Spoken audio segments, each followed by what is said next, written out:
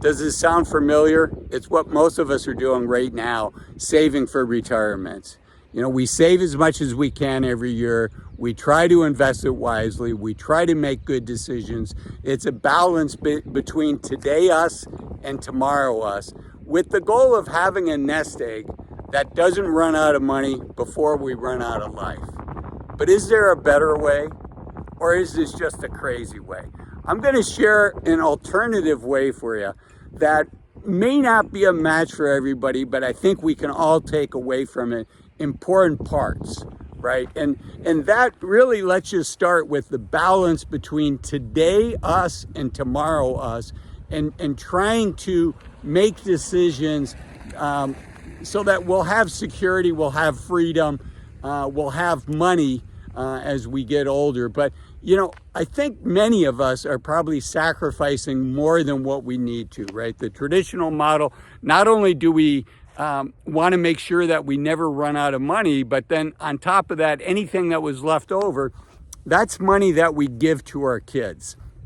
Traditionally, if you don't have kids, or a cause that you care about. But for a lot of Americans, it's to provide an inheritance to your kids to help them out. But you know, some that a lot of us don't think about. You know, in my case, I'm almost 60. My kids are 20.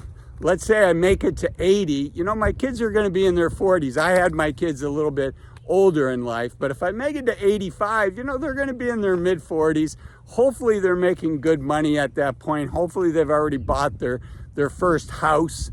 And frankly, they're in the situation where they're accumulating assets and inheriting money from me, particularly for people that had their kids when they were younger.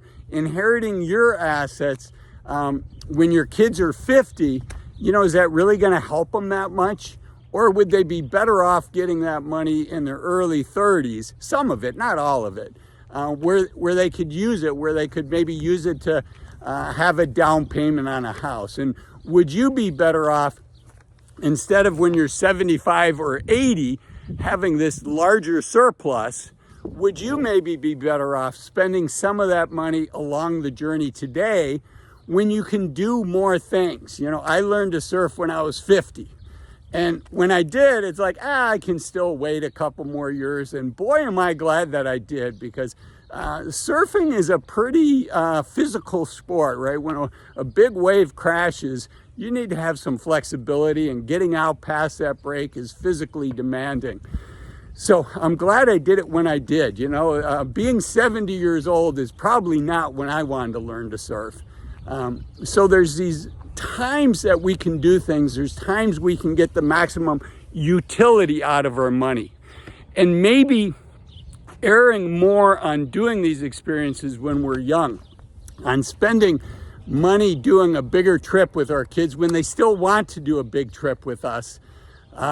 You know, do you want to take your kids all through Europe when they're infants? I have a friend that did that. He and his child went on 5 different continents before his kid was maybe 7 years old.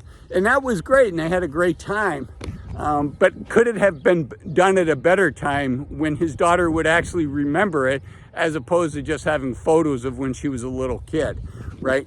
On the other hand, if you wait too long, it's going to be hard for your kid to join you. So, you know, finding that right window of opportunity and really looking at life as there's these windows of opportunity. And I think a big one, most of my viewers, I'm way past it. You look at our 20s, right? And a lot of financial advisors would say, oh, if you start saving money in your 20s and you put that money in a Roth IRA, look how much it's going to grow to. And that is true. But look at what you could have done with that $5,000. Could you have gone backpacking through Southeast Asia with your friends? Could you have stayed in hostels in Europe with your friends? Could you have rented a ski house with your friends and had a lot of experiences? So, you know, this alternative method is really, I was going to write a book about this, and somebody beat me to it. And, you know, he did such a great job. I'm not going to write a book on that subject. There'll be a different subject. But Bill Perkins wrote a book called Die with Zero, where he talks about all this, where he talks about optimizing on life, optimizing on the time where you get the greatest utility from your money. And it doesn't mean that when you're 70 years old, you know, well, gee, you had a lot of fun in your 60s, 50s, 40s, 30s, and 20s, but unfortunately you don't have money now. It doesn't mean that. It means having enough. And Bill would argue that many of us are saving for too long. And if, you know, as a fee-only financial advisor for over 20 years, and I should say, none of this is financial advice for you, right? This is something to put on your radar screen, something for you to be thinking about so you can do your own research, or better yet, work with a fee-only financial advisor. You can find one just by Googling that term, fee-only financial advisor, and make the decision that's right for you. But I want to put the alternatives out there. I want there to be things that maybe are not on your radar screen that maybe you would benefit from having on your radar screen. So, you know, the thought of, I'm going to sacrifice today for a better tomorrow, that concept is really good. And, you know, in America, unfortunately, too many people are not saving much at all. But I think you, if you're watching this video, you're probably doing a decent job of saving already. You know, they say that over half of the people in the United States making more than $100,000 a year don't save a dime. And that's not right either, right? That's not the right path. But the path where you're giving up experiences, you're sacrificing deeply today. You may be sacrificing unnecessarily. And I don't want to see that happen, right? If you gave up all of these experiences, and frankly, I've erred on that side myself, right? Where I've sacrificed more today for a more secure tomorrow.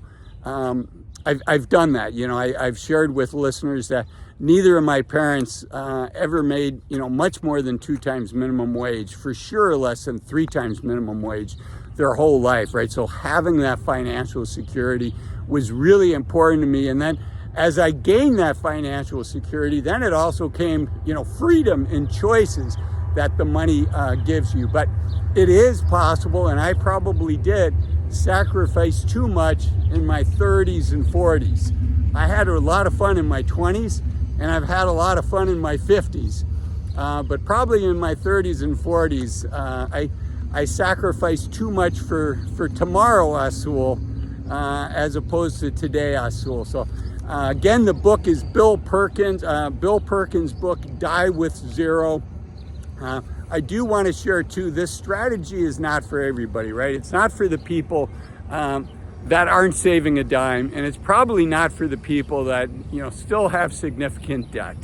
But if you're outside of that, this is something to consider. I also want you to watch this video up here where I talk about average income for retirees in America, and this video down here where I talk about 5 reasons to consider retiring as soon as you can. Thanks for watching.